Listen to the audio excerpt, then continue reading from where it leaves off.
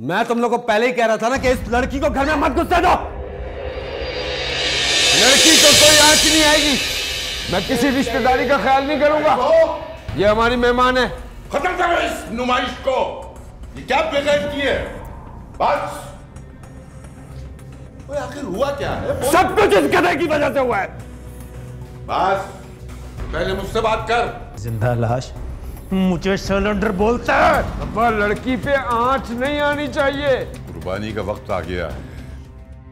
मैं तो इसे देखते ही समझ गया था, लेकिन तुम लोग बुज़दिल, बेगैरत। बहुत बड़ी गलती कर रहे हो बॉस। हम सब ने अब्बा के कानून की खिलाफ वर्जी की है। हम सब सजा के मुस्तहिक हैं। अरे सुना नहीं तुम लोगों ने? अंदर करो इस गलाजत की नुमाइश को। नुमाइश चुरंगी, गोली मार, गोली मार। रेडी है बॉस, जाने दे दे मार 4.5, दे मार 4.5। सीधी तरह अपने साथियों समेत नीचे आ जाओ। हम लोगों ने साथ जीने की नहीं, साथ मरने की कसम तो खाई है ना। अब वक्त आ गया है।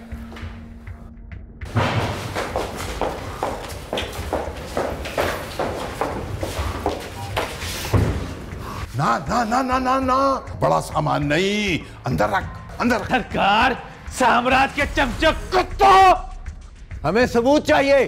तुम्हारे चमचे कुत्ते होने का। हमें पहले हौसले दिखाओ, दिखाओ हमें।